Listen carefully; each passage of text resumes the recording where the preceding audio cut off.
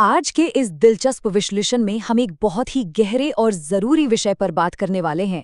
हम एक बेहद सफल एजुकेटर और Arab women of the year Alissar Nasser के जीवन के अनुभवों को डिकोड करेंगे। और सच कहूं तो इसका सबसे बड़ा सबक ये है कि एक शानदार जिंदगी जीने के लिए हमें सिर्फ नई चीजें सीखनी ही नहीं होती, बल्कि समाज की दी हुई कई पुरानी मान्यताओं को अनलर्न भी करना पड़ता है। यानी उन बातों को भुलाना पड़ता है जो असल में हमें पीछे खींच रही हैं। तो चलिए इस सफर की शुरुआत करते हैं। इस मास्टर क्लास में हम जिन चीजों को कवर करेंगे वो एक तरह से दशकों के तजुर्बे का एक क्लियर रोड मैप है। हम बात करेंगे अनलर्निंग की ताकत की, खुद की खुशी कैसे तय करें, अपना पैशन खोजने वाली बात से क्यों बचना चाहिए, पारिवारिक उम्मीदों को कैसे हैंडल करें और अंत में अपने आत्मविश्वास और अपनी विरासत को कैसे पहचानें। तो सबसे पहले बात करते हैं अनलर्निंग की। एक सच्ची और अपनी शर्तों वाली जिंदगी जीने के लिए सबसे पहला और शायद सबसे मुश्किल कदम होता है उन झूठी मान्यताओं को दिमाग से निकालना जो समाज ने हम पर थोपती हैं। अलीसार की जिंदगी के इस टाइमलाइन को ही देख लीजिए। ये बहुत ही खूबसूरती से बताता है कि जिंदगी का असली ज्ञान रातों रात में ही मिलता। ये दशकों के अनुभव का कंपाउंड इंटरेस्ट है।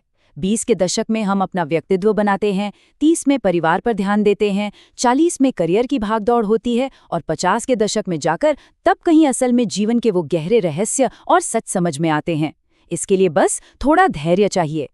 और पता है, उम्र के उस पड़ाव तक पहुंचते पहुंचते इंसान के नजरिए में एक बहुत बड़ा शिफ्ट आता है, खासकर इस बात को लेकर कि हमारी खुशी और भलाई की असली जिम्मेदारी आखिर है किसकी। यहाँ सबसे अहम बात यह है कि हम अपनी खुशी के लिए दूसरों पर निर्भर नहीं रह सकते। ये पूरी तरह से आपका अपना प्रोजेक्ट होना चाहिए। आपको खुद अपनी खुशी का ब्लूप्रिंट बनाना होगा, उसे खुद तैयार करना होगा और खुद ही उसे अपनी जिंदगी में लागू करना होगा। कोई और आपके लिए ये नहीं करने वाला। अब पेरेंटिंग यानी पालन पोषण को ही ले लीजिए।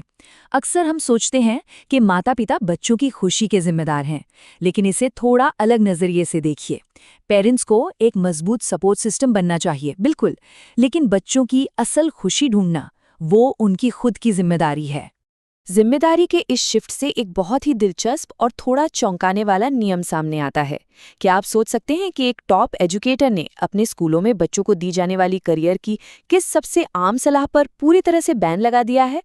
हम सब ने वो कैची नारे सुने हैं जो समाज में बहुत पॉपुलर हैं, लेकिन कभी कभी ये सुनने में अच्छे लगने वाले स्लोगन फायदे से ज्यादा नुकसान कर देते हैं। अपना पैशन खोजे या अपने सपनों का पीछा करें, ऐसी बातें अलीसार के स्कूलों में सख्त मना हैं। ऐसा इसलिए क्योंकि ये बातें टीनेजर्स पर एक ऐसा करियर या जिंदगी भर का लक्ष्य ढूंढने का बेवजह दबाव डालती हैं, वो भी तब जब उन्हें खुद ठीक से नहीं पता होता कि वे असल में हैं कौन। इसकी जगह एक बहुत ही प्रैक्टिकल और हेल्दी अप्रोच है। हर शौक को पैसे कमाने की मशीन बनाना जरूरी नहीं है। आप बस एक ऐसी नौकरी कर सकते हैं जो आपको ठीक ठाक पसंद हो और फिर उससे मिलने वाले पैसों से अपने किसी असल पैशन को पूरा कर सकते हैं, जैसे कि कोई सोशल वर्क या कोई शौक जहां पैसे कमाने का कोई प्रेशर ना हो। समाज के इन बड़े दबावों से आज़ाद होने की बात सीधे हमारे परिवारों तक भी पहुंचती है, क्योंकि अक्सर परिवार की उम्मीदें भी हम पर हावी हो जाती हैं।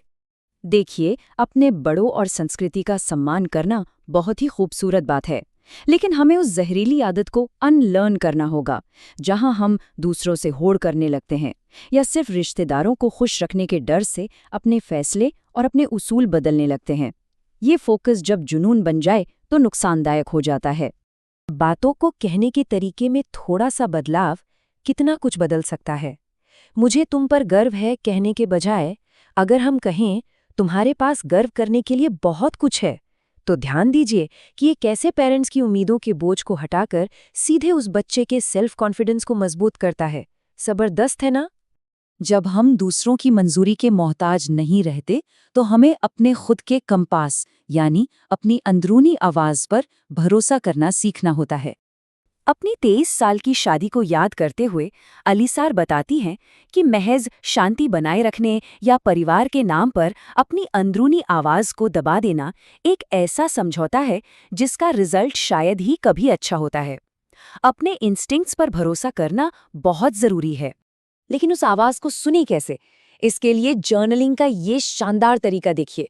दिन भर का सारांश लिखें, अपनी भावनाओं को 10 में से नंबर देकर एक डेटा में बदलें और फिर हर 15 दिन में चेक करें कि अच्छे और बुरे दिनों में क्या पैटर्न बन रहा है। ये तरीका आपकी कच्ची भावनाओं को एक ऐसे डेटा में बदल देता है जिस पर आप काम कर सकते हैं। और जब आप खुद को समझने लगते हैं तो क्या होता है, जैसा कि अलिसार के पिता की वो बेहतरीन सलाह थी, सच्चा आत्मविश्वास तब आता है जब आप बिना तैयारी के यूं ही हवा में तीर नहीं चलाते। जब आपने मेहनत की होती है और आप अपने कदमों को लेकर श्योर होते हैं, तो आप राजा की तरह चलते हैं, बिना किसी हिचकिचाहट के। हमें ये समझना होगा कि हम अपनी जिंदगी को सिर्फ पैसे कमाने जैसे किसी एक गोल तक सीमित नहीं कर सकते, क्योंकि एक बार वो पैसा आ गया तो क्या, बिना अच्छे मूल्यों और विविध लक्ष्यों के, जैसे दयालु होना, सेहतमंद रहना या दूसरों पर अच्छा प्रभाव डालना, जिंदगी अंदर से पूरी तरह खाली लगने लगती है। अगर पलटकर अपनी 25 साल की उम्र को कोई सलाह देनी हो तो वो बहुत सिंपल है। वो एडवेंचर्स पूरे करो जो तुमने छोड़ दिए थे, जैसे साउथ अमेरिका जाना। बस अपने रास्ते पर डटे रहो और कभी भी किसी भी कीमत पर अपने उसूलों से समझौता मत करो।